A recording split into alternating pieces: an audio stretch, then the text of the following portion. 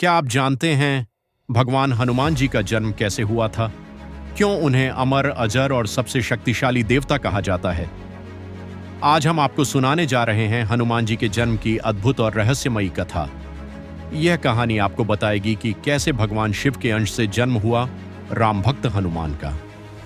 बहुत समय पहले सुमेरु पर्वत के पास एक सुंदर वन में वानर राज केसरी और उनकी पत्नी माता अंजना रहते थे। माता अंजना भगवान शिव की बहुत बड़ी भक्त थीं।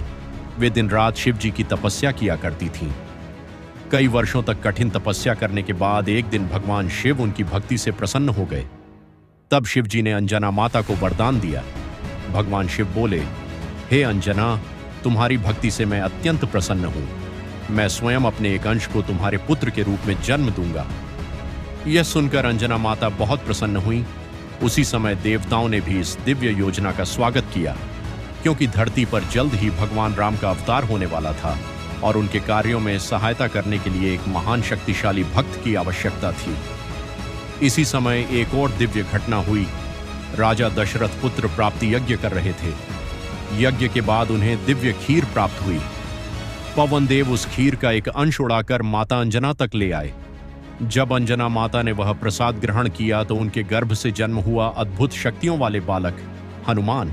इसी कारण उन्हें पवन पुत्र हनुमान भी कहा जाता है। हनुमान जी बचपन से ही अद्भुत शक्तियों से भरे हुए थे। एक दिन सुबह सुबह जब उन्होंने आकाश में चमकता हुआ सूर्य देखा तो उन्हें लगा कि यह कोई लाल फल है। और फिर क्या था, बाल हनुमान सीधे आकाश की ओर उड़ गए और सूर्य को पकड़ने की कोशिश करने लगे। जब देवताओं ने यह दृश्य देखा तो सभी घबरा गए। देवताओं को लगा कि अगर हनुमान सूर्य को निगल लेंगे तो पूरी सृष्टि अंधकार में डूब जाएगी। तब इंद्रदेव ने अपने वज्र से हनुमान जी पर प्रहार किया।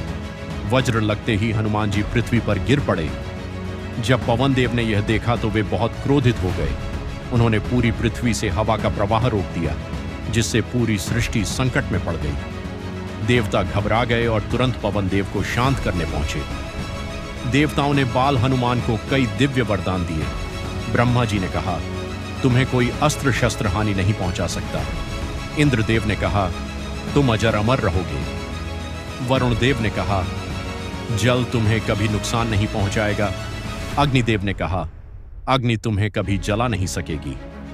इस प्रकार हनुमान जी सबसे शक्तिशाली और अजेय बन गए। समय बीतता गया और जब भगवान राम का अवतार हुआ तब हनुमान जी उनके सबसे बड़े भक्त बने। रामायण में हनुमान जी ने कई अद्भुत कार्य किए।